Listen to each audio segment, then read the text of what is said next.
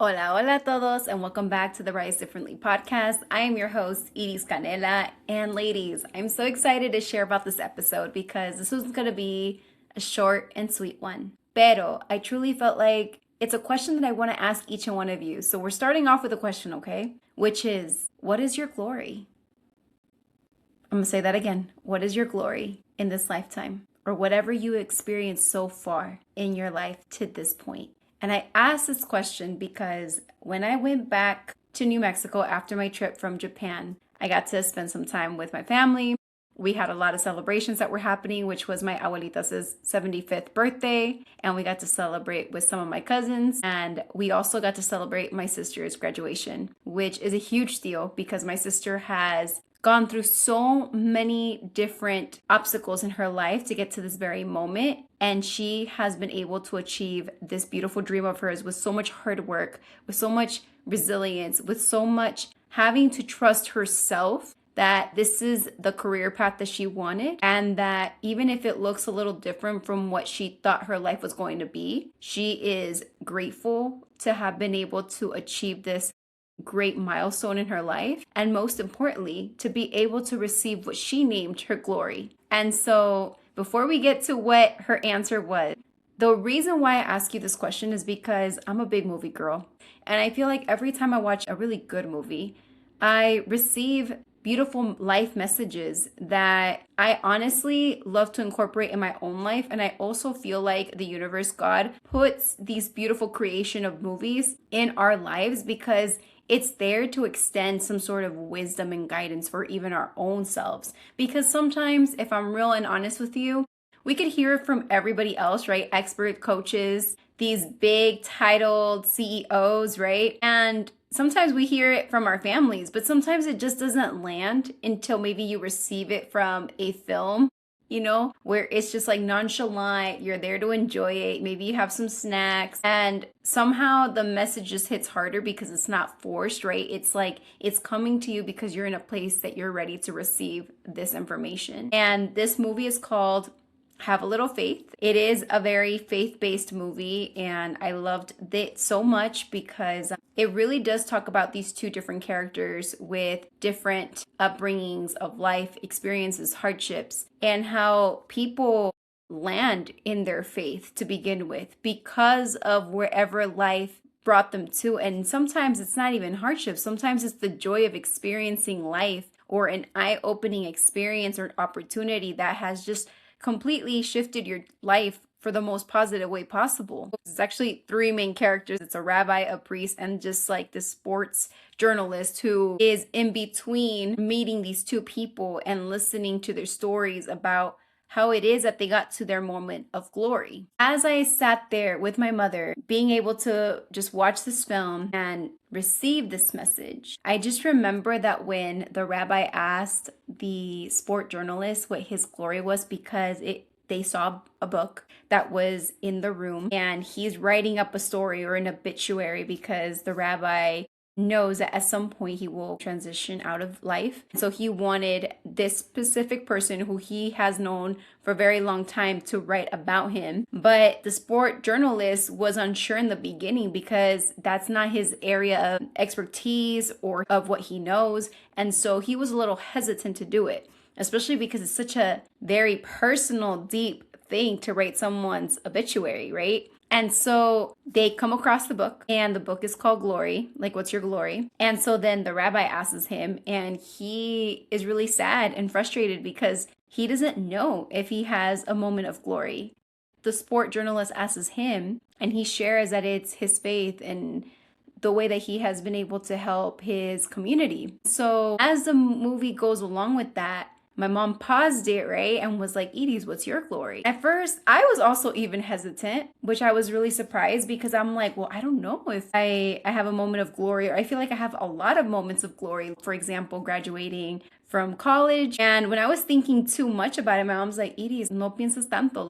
¿Qué se te viene en tu corazón? Like, what comes to your heart first? And I could not help it. My first moment of glory was thinking about my fur baby Spirit, as weird as that sounds, because for those of you who don't know how I was able to receive Spirit in my life, Spirit came to me in a very unexpected but yet special moment in my life where I was really trying to also go back home to myself. I wanted to understand what it was that Edie's wanted in that season of her life because I had just broken up with a partner that I was with for almost 2 years. And I just remember that after that breakup and then COVID happening and all these things, I just knew that my life was changing in so many different ways that it felt very hard to understand what it was that my life was asking of me. And I just remember that I also felt very unloved in that season. I felt like there was a lot of things that were wrong with me.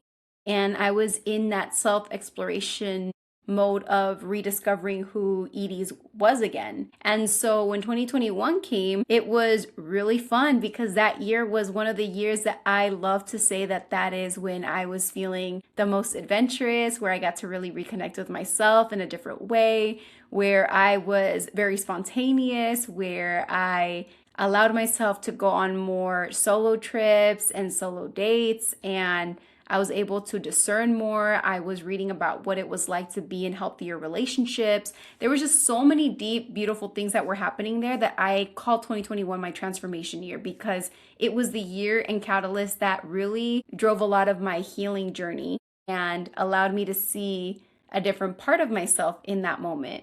And I loved it. And yet, part of me also felt like I was missing love, like really deep, unconditional, beautiful love. And I wanted to experience that. And I just remember in that part of myself, like I had this beautiful apartment that I had manifested and wanted for such a long time. And I was so happy with it. And yet, I still felt very lonely, even though I had community and my friends and all these things. But I wanted something deeper, you know?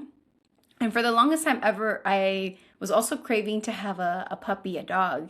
And I just remember that during Christmas, one of my friends gave me a doggy calendar and was like, Edie, next year or very soon, you're going to get the dog that you want. And I was thinking to myself, like, oh, yeah, we're going to manifest this. We're going to put it out there in the universe to make this happen for me. And so I just remember really wanting a dog and thinking that, oh my gosh, this companion is going to be for me and it's going to love me and it's going to be the best adventure yet. So then me and my brother are really excited because we were looking into getting mini Aussies together. And so I was just like, oh my gosh, it's going to happen. I'm so excited. And right before my 29th birthday, I just remember being like, oh my gosh, this is going to be just like a very magical year. And so I'm over here thinking like, I'm about to celebrate my 29th birthday.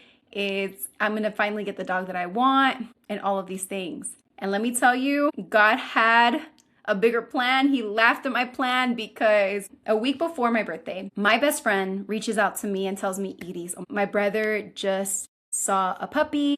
This couple came and brought them over to the vet clinic because they found this puppy on the side of the road. And she's so freaking cute, but if no one adopts her or takes her in, they're gonna have to put her down just because at that time, a lot of the shelters were already super packed and filled. And my best friend was like, oh my gosh, like if I could take her, I would, but I thought about you and I know you want a puppy. And she just seems like she could be yours, right? And in my mind, I'm like, girl, you know I'm about to get a mini Aussie. Like, I already put a deposit down. Me and my brother are ready to go for it. Como que this puppy's meant to be for me, right? Like, I already have my eyes set on another dog. And so I'm like, no, I'm not too sure if I should move forward with that and this and that. But my best friend is like nudging and telling me like, no, it's because she's so cute. Mira, I'm going to send you pictures. She sent me a couple pictures and I was like, oh, okay, like she's really cute. But, you know, I really have my eyes set on this mini Aussie. And it was a video that did it for me where she was in a tiny little cast and spirits running around to see all the people in the clinic. And the moment that I saw her in that video, I just knew she was meant to be for me. And so I told my brother that I was not going to move forward with the dog that we had looked into. Thankfully, everything worked out. They gave us the refund and everything, right? And I just remember being really excited because I was going to meet Spirit. And so I celebrated my 29th birthday. My best friend's family had the pleasure of bringing Spirit to me to California because that's where I was living at the time. And I saw Spirit for the first time in person in May, and my heart melted because of the way she came up to me. And it was truly meant to be because it literally felt like Spirit knew that I was meant to be her mommy. I will never forget it because of the way she came up to me. And that's why I named her Spirit. Not only because of the really cute movie that's named after the horse Spirit, but it was the way that Spirit came to me. And I truly do believe that there was a higher power working around making that happen for our energy and connection to come together as one in this lifetime, because I feel like me and Spirit have been together maybe in another past lifetime and that we had to come back in this one again, and it was just so beautiful. And so I just remember that very moment and the way that I felt, and I felt so much unconditional love, and I felt that for the first time in a long time someone was going to be giving me that same love that I pour out to so many people in the world. And so Spirit was my glory moment, right? I thought to myself, like, wow, like she is everything to me. And that feeling of how I felt like I had achieved the greatest thing ever and felt like the richest person on earth and all of these different things. That's why I felt like it was a genuine connection for me of a moment of glory, even though there are so many things that I can say that I have successfully achieved.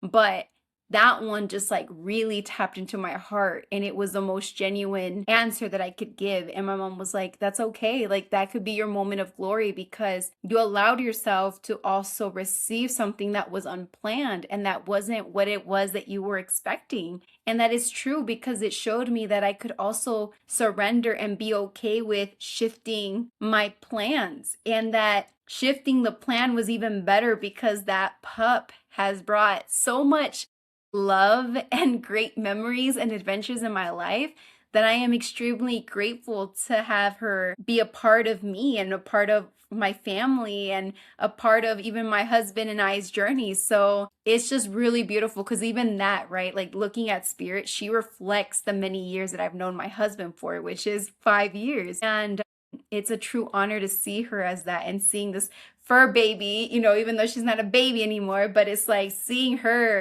is that moment of glory and a great reminder of such an incredible year that I had in 2021, which was my year of transformation. When I said that to my mom, she really felt that. I felt that. And so then after watching that whole entire movie and like really sitting in with the whole entire message of what was received, right? I thought it was really significant because it took the sport journalist about, I believe it was 6 to 8 years to find his moment of glory, which was through the experience of knowing the pastor later in the movie, which was beautiful because the rabbi kept reminding him that even if he didn't know his moment of glory just yet, that he would discover it and that he had faith that he could. I then decided to ask my sister because that weekend was her celebration for her graduation. And I'm like, sister, like, what's your moment of glory? What would you define your glory to be? And my sister was a little taken back because at first she felt really bad because she was like, I don't know what it is. And just seeing her body language and her demeanor change, I low key felt really bad because